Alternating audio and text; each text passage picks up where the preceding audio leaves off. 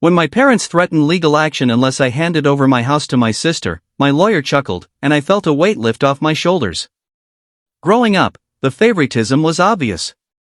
Serafina got designer clothes, private tutors, and lavish vacations, while I was lectured about self-reliance and hard work.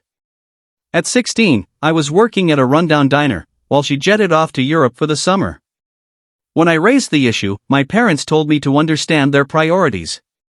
Translation: Serafina's future mattered more. I wasn't resentful at first, I just accepted it as the way things were. Parents invest in the child they think will shine, while the other learns to survive. So, I did. I worked through college, lived in cramped apartments with unreliable roommates, and skipped nights out while others partied. Every paycheck, I saved a little, knowing no one would catch me if I fell. After graduating, I faced a choice: take a low-paying job or take a risk. I used my savings to open a small auto repair shop. The first year was brutal: long hours, late nights, and greasy weekends, but it paid off. By year 5, I was earning enough to consider buying a house. My parents knew I wanted a home, not another tiny rental. Whenever I mentioned it, they'd smile and change the subject. My mother would sigh, "Serafina's struggling so much. Rent's so expensive."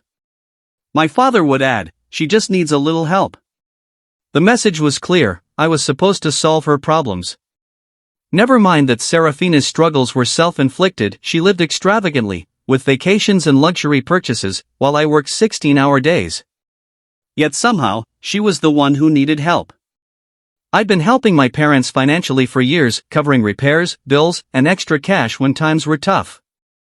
I didn't mind at first, they were family. But then I noticed my mother's new handbags and my father's shiny watch. The truth dawned: they weren't struggling, they were funneling my money to Serafina. Serafina. One day, I overheard a conversation that changed everything. Dropping something off at my parents' house, I heard my name in the kitchen. I paused, pretending to check my phone.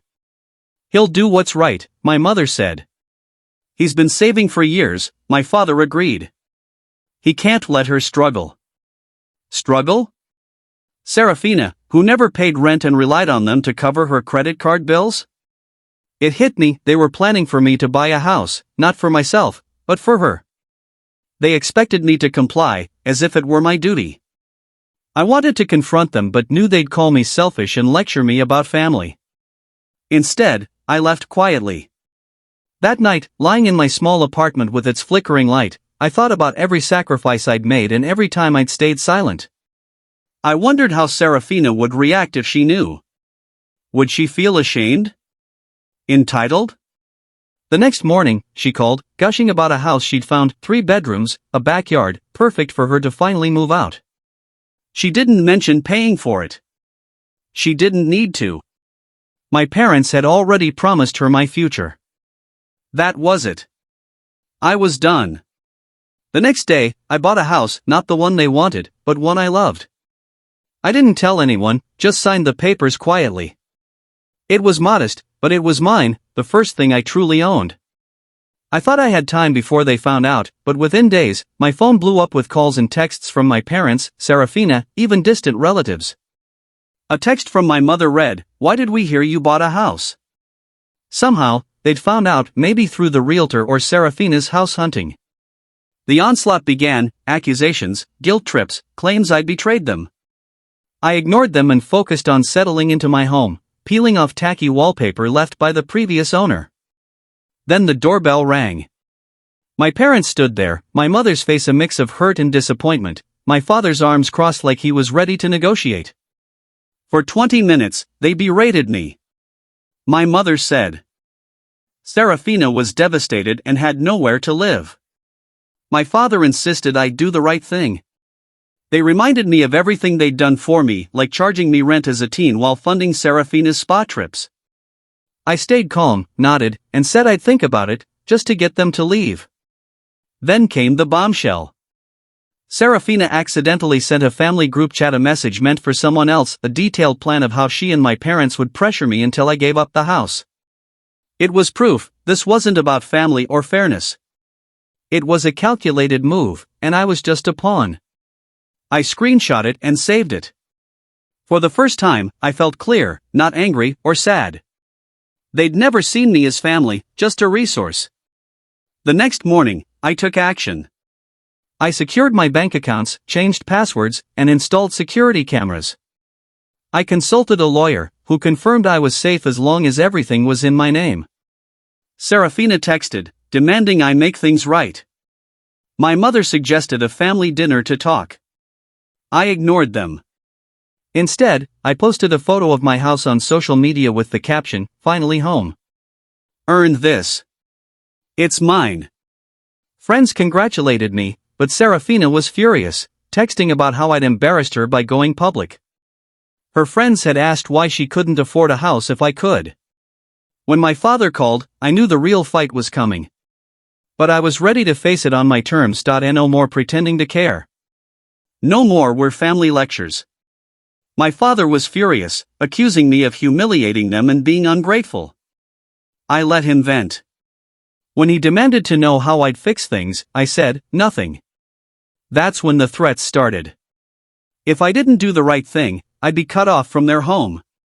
My response? Sounds like a win. For the first time, I felt no guilt standing my ground. I owed them nothing. I blocked Serafina's number, ignored my parents' calls, and ordered takeout from my favorite barbecue spot. Sitting on my new porch with a cold drink, I watched the sunset over my hard-earned home, feeling truly free for the first time. The peace didn't last. By morning, my inbox was flooded. Serafina was in meltdown mode, and my parents were scrambling to save face. Extended family saw my social media post and started asking questions. My parents didn't want outsiders knowing the truth. I could imagine my mother spinning a tale to avoid looking bad and my father grumbling about family duty and my betrayal. Serafina, meanwhile, went ballistic, ranting on the family chat and posting dramatic sob stories online about her tough life and betrayal by those closest to her. She even started a GoFundMe titled, "Help Serafina Find Her Dream Home." The nerve was unreal. She painted herself as the struggling sister betrayed by her heartless brother, omitting that she expected a free house. Donations? A whopping $20, probably from a friend just as entitled. I was almost impressed by the audacity. This was getting ridiculous, and I didn't want my reputation dragged through the mud. So, I dropped a final blow. I posted again, sharing screenshots of Serafina's text admitting she and my parents plotted to pressure me into giving her my house. No commentary, just the evidence and a caption, setting the record straight. The internet took over. People called her out, friends went silent, and some turned on her, realizing they'd been fooled. Serafina deleted her GoFundMe and locked her accounts. My parents faced heat from relatives questioning why they demand a house from their son while indulging their daughter. The family chat went quiet, no more guilt trips or calls. Just silence. It was glorious. I sat on my porch, drink in hand, music playing, no longer waiting for the next crisis. I'd done right by myself, and that was enough. The quiet lasted a week. I expected one last push, but they seemed to realize I wouldn't budge. Then, a certified letter arrived from my parents, a legal notice. They claimed I misled them into thinking I'd bought the house for the family and profited at their expense. They even demanded compensation for Serafina's emotional distress. I laughed, then called my lawyer. He said the lawsuit was baseless, just a scare tactic. I wasn't worried but took no chances. I secured my accounts, upgraded my home security, and sent a certified letter warning of legal action if they continued harassing me. Calls resumed, my mother, father, then Serafina. Some voicemails were apologetic, others manipulative. My mother's was a masterpiece, swinging from tears to rage, calling my house trivial. Trivial? Then why sue over it? On day 3, I answered my father's call. He offered to drop everything if I worked things out with Serafina. I said there was nothing to resolve. He erupted, calling me selfish and a disgrace. I felt nothing. When he finished, I said I had no more to say, wished him well, and hung up. The legal threats fizzled. The guilt trips stopped. Serafina went silent, likely moving on to a new target. For the first time, I was free, no manipulation, no obligations, just me and my home. The first weeks of freedom felt strange. I'd spent years bracing for the next scheme, so waking without fear was new. My house became a home, not a battleground. I built a routine of morning workouts, real meals, coffee on the porch. It was the peace I didn't know I needed. Then, a knock. Serafina stood on my porch, looking desperate, not entitled. She tried small talk, then asked to stay just for a bit. I didn't let her in. She admitted our parents had kicked her out, their reputation tanked after the drama, and even her friends ditched her. She wasn't just seeking a place to crash, she was escaping her mess. I told her I wasn't fixing her problems anymore. Her fake humility vanished, replaced by anger. She called me selfish, saying families help each other. I shrugged. She stormed off, but I felt only relief. Days later, at a coffee shop, I overheard Serafina complaining loudly about needing a job. She whined about how tough it was, shocked people worked daily.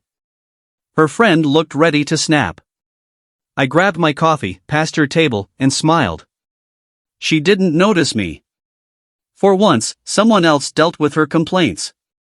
That evening, my mother texted, trying one last guilt trip about family loyalty. I ignored it. They treated me like a tool, not family. I wasn't cold, I was done. And I didn't need to explain myself to anyone. Don't forget to like, subscribe, and hit that bell icon so you never miss a twist. Stay tuned to Reddit Tales Times for your daily dose of drama, laughs, and unbelievable stories.